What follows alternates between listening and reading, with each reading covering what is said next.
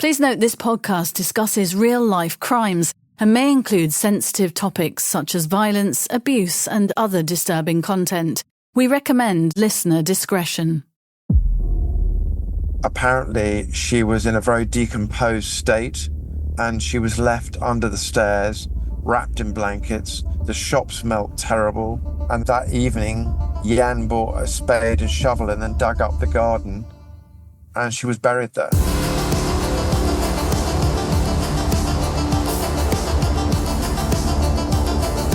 I'm journalist Helen Fospero. I'm crime reporter Martin Brunt. And this is True Criminals. A journey into the darkest corners of the criminal underworld with insights from decades of true crime reporting. The stories behind the stories, plus exclusive interviews with those closely involved in notorious cases. Re-examining crimes so shocking, they still haunt our imaginations.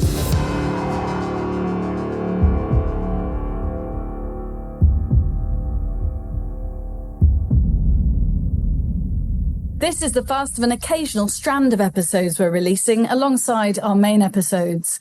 True Criminals Briefings gives you updates on key stories we've covered in our series when there are significant developments or news about the case. In this briefing, the latest on a case Martin and I explored in 2024, which you can hear in episode 3 of True Criminals, the abduction and murder of Muriel Mackay.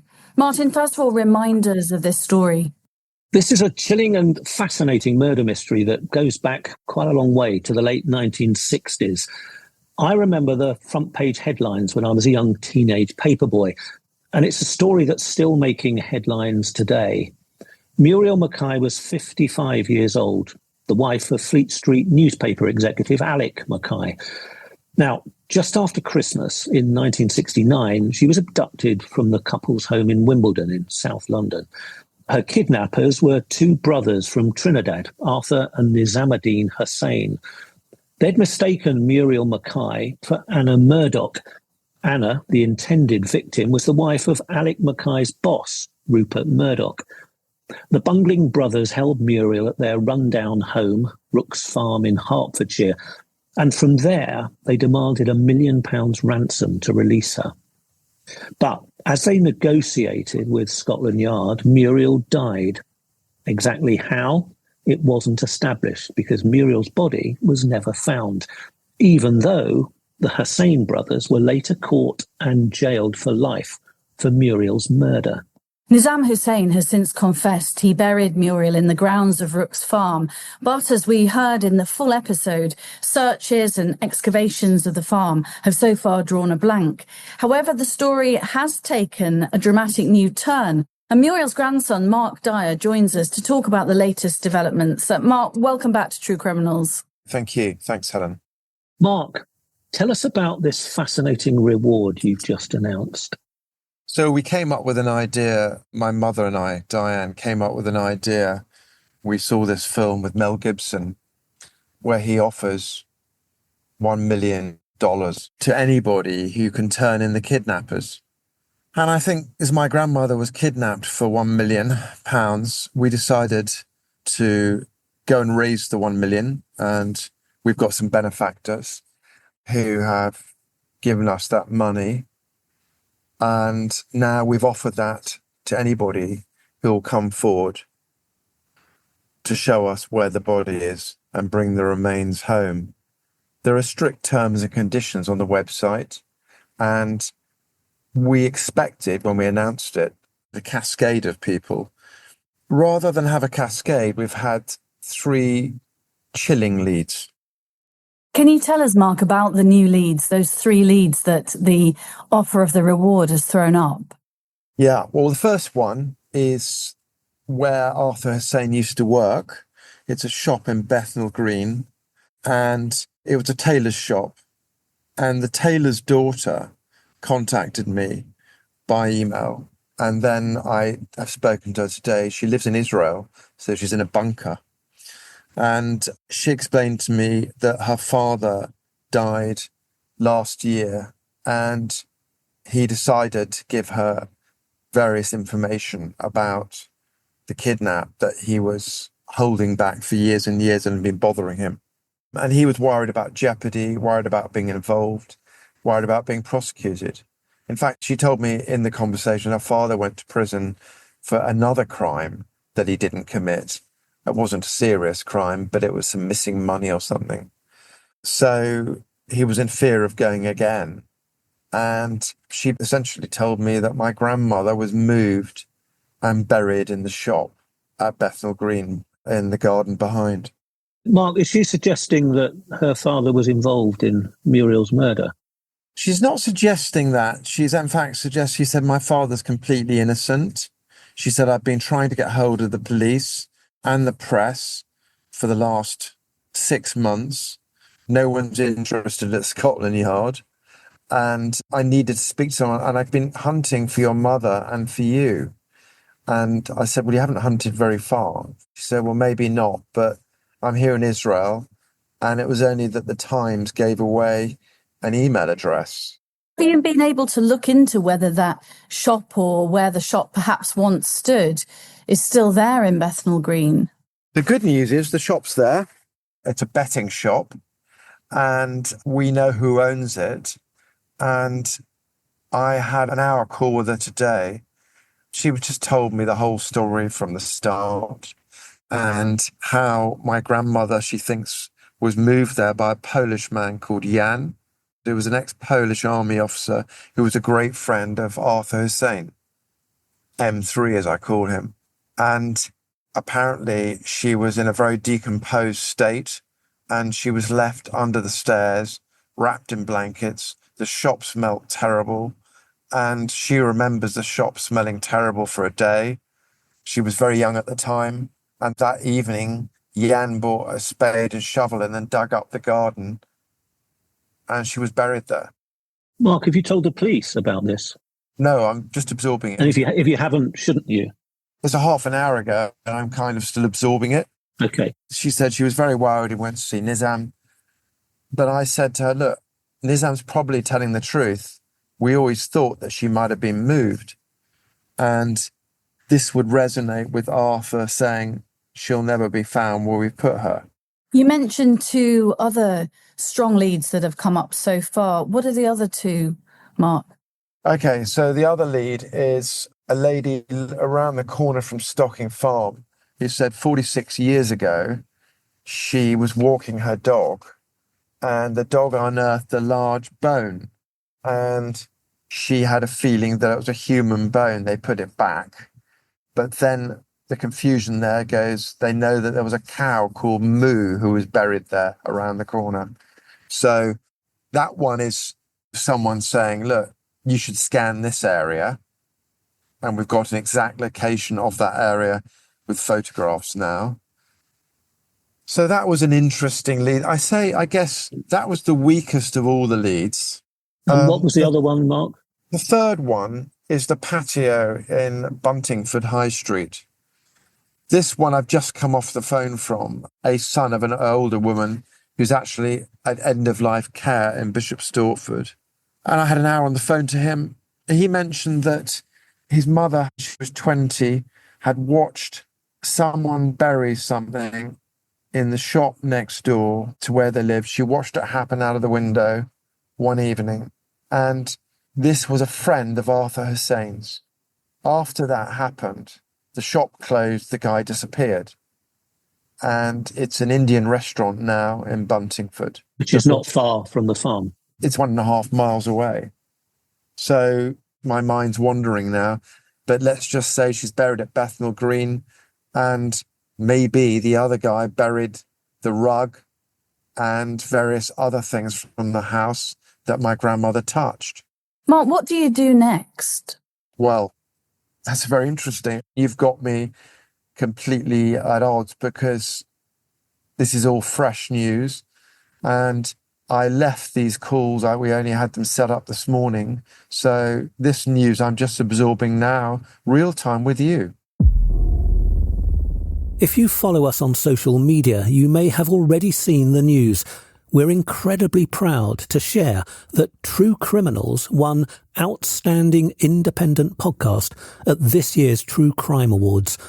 The award is with us in the studio today. Yeah, we're incredibly proud. And if you haven't already, do follow us on Instagram and check out the moment we found out. We've saved it in our highlights under awards.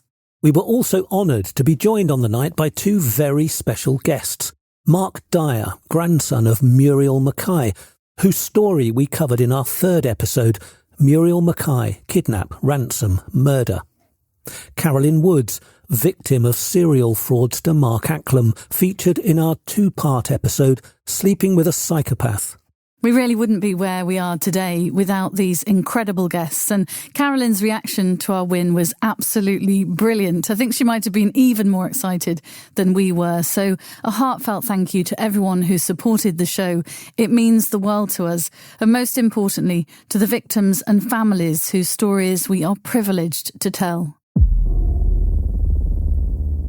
Mark, you spent a lot of money, time and effort in the last 3 years extracting that confession from Nizam, who told you, and I was there, told us quite plainly that Muriel was buried on the farm. Does this new information make you feel that perhaps Nizam was wrong, he was lying, he was perhaps telling you what he thought you wanted to hear? Look, there's a school of thought that will be that way. I was with Nizam, and so were you. I felt Nizam was being pretty genuine, and perhaps in the moment she was buried at the back there. And remember, we haven't completed a scan of that area anyway. There are areas that have been left. So one would like to do that if we were going to be thorough. And then one would think maybe when the wife came home with the kids, they thought, well, crumbs, we don't want her here anymore. Let's move her. And that was something Diane, my mother, always said. She could have been moved. Nizam's probably right. That's what happened initially. But why wouldn't she have been moved at a later date? And after speaking to this lady, she said her father was he was taken in by a lot of people. He was bullied a lot. But she said in detail what Arthur's skill was in tailoring, and that he was a very good tailor, and that his father subbed out a lot of work to him. But Arthur completely disrespected him and used him in many ways. So if that was the case, this missing link, Jan, the Polish army officer, apparently he was a man who had been through a lot in World War II. You could imagine him of being the one, I'll take the body, I'll put her in the backyard for you. But this horrible smell just sent a shudder down my spine, because you can imagine how someone would smell a week or two after being buried. These leads sound detailed, and just as you're recounting them, as you're trying to absorb them yourself, they sound like they could be genuine. How do you assess the credibility, Mark, of the people that are making contact? Well, that's an interesting question. The first one, the lady in Israel, there's no doubt she's who she is. She's been trying desperately to get hold of us, she says, for months. And her father definitely owned or was the tenant of that shop for many years. And the shop is there. So she was only told by her father in his 90th year. And she said he was very compos mentis and very with it, but he wanted her to know what happened. And that resonates with us, with Nizam's behaviour. And the other one is a lady who's in end-of-life care. So we've got two people at the end of their lives, one of them who's already died, one of them who sadly is in the end-of-life care, who I'm going to meet next week, or maybe this week, with her son. And she wants to tell me everything. So there is something clearly buried in Buntingford, and something clearly buried in Bethnal Green. Maybe two bits of her. The problem with offering £1 million reward is that you are almost certainly going to attract all sorts of people, some maybe very genuine, but others who perhaps aren't. Just the lure of £1 million for giving you information could send you off in all sorts of directions and waste an awful lot of time. Have you thought about that? Absolutely. So each inquiry, and we've only had 4 inquiries, which is good because We've had 3 what I would call very credible inquiries. The field with the dog bone and all that, that's a bit nuanced. But the shop in Bethnal Green and the patio in Buntingford are 100% real inquiries. We've only had one spoof one. We've only had one person who probably had a bit to drink send us a stupid email. So I think for a reward like this, we've had very few. Are these details as well, Mark, that you're able to now share with Nizam and see if he can add any detail to what you're learning? Well, that's another interesting point. Matthew Gale's in London, I think on Thursday. I think we'll give these to him. It's certainly worth a visit. I'd like to see his face when Jan the Pole is mentioned. And Bethnal Green, I think that Matthew could have a very, very sensible conversation with Nizam now. Matthew's the lawyer you've employed in Trinidad who's been quite close to Nizam. Yeah. So that would be an interesting video call to have with Nizam. I suppose the obvious thing that will be put to you, Mark, is £1 million, it's a stunt because you're running out of ideas. Offering £1 million, you get all sorts of strange people. The question is it a stunt? Well, yes, of course. That's a very good question, Martin. It could be considered a stunt by some, but it's a genuine offer. And there's genuine T's and C's on the murielmackay.com website. We've had this in the national press, on the BBC and on the local radio. And we have had no spoof messages except for one. So one would have thought you would have had a load of madmen, but we've had 3 genuine, very elderly people with genuine stories. So one end-of-life care, one who's died and the daughter has come forward and the father gave her this information. That is Arthur Hussain's boss. Really, this is a good lead. Has it left you feeling quite optimistic, Mark, that this might give some new momentum and you might be getting closer to finding out where your grandmother's remains are? I think so. And I think genuinely, I always thought when we wanted to make this offer, I thought at the time there'd be a load of people coming out who were just chances. But I don't think any of these people can be considered chances. And there's not so many of them. And to have Arthur Hussain's employer's daughter come forward, that's a genuine lead, isn't it? Mark, you've got the money. Have you got the energy to keep pursuing these inquiries?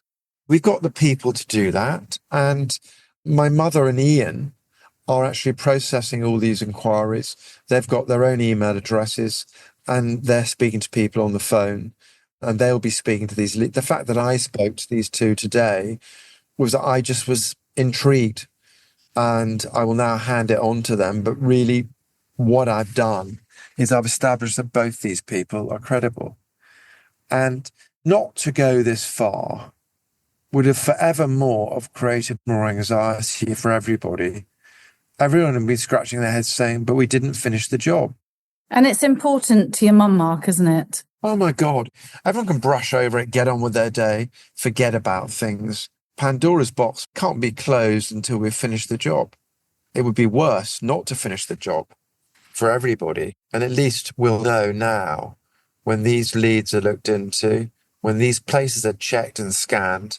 We could be in a few weeks' time when we've got a positive scan at Bethnal Green, at Buntingford, and my grandmother's out of the ground and it's done. Well, thanks for joining us again, Mark. We will, of course, keep in touch with you as we've already been doing as the case develops and hopefully as these leads develop. Let's hope for your family's sake and your sake that there will be some closure soon. Helen, thank you. Martin, thank you very much.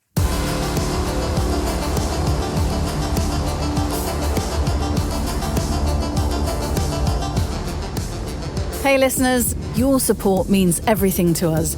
If you're enjoying the podcast, please take a moment to leave us a review.